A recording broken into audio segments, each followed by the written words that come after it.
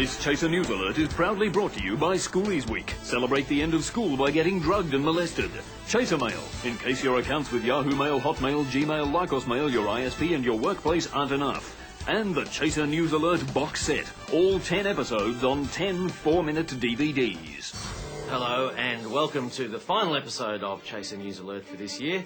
First up, an apology. We're a bit under the weather because due to a scheduling error, we held our end of series party last night. But making news this week, Russell Crowe extends his patronage of lost causes to the Australian film industry.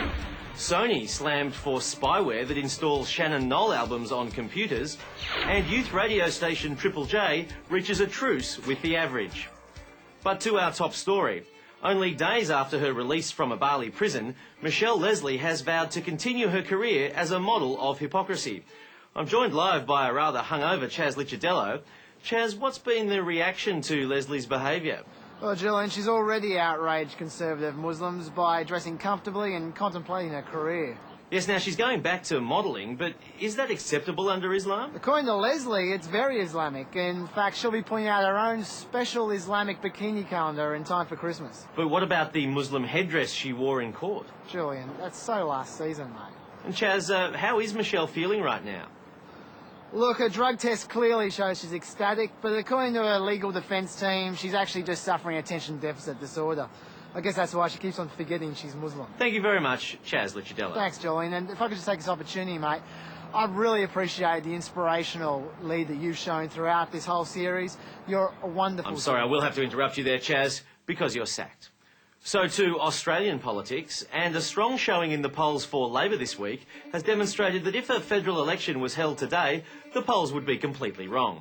This report from party animal Dominic Knight, who was unable to get up this morning.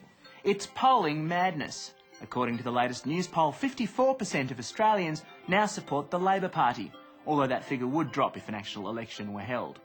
Some more good news for opposition leader Kim Beazley. His approval ratings are now higher with voters than with the Labor caucus. But Mr Beazley says that the poll figures are just a distraction from the real task of copying the Prime Minister. This is Dominic Knight, and I'm about to throw up. Twisted tongues today at Australia's first national tongue twister contest. Andrew Hansen joins me live from the Western Waterside ward of Woolloomooloo.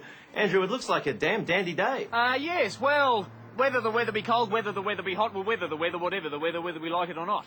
And what pretty prizes were proffered for these tongue-twisting tussles? Julian, the competition's competitors competed competitively for a dozen Dennis dinner napkins, a box of biscuits, a box of mixed biscuits and a biscuit mixer, all judged by a wicked cricket critic. Sorry, Andrew, judged by who? A wicked cricket critic.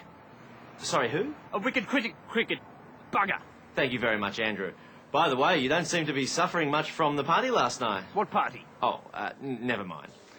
That's all for now, and if we weren't finishing this week, we'd come back with such stories as the CSIRO's Total Wellbeing Diet offers the most natural menu ever devised by a bunch of scientists. Kylie Minogue announces a national tour of chemotherapy units, and Gary Glitter asks to be held in a juvenile detention centre. Good riddance.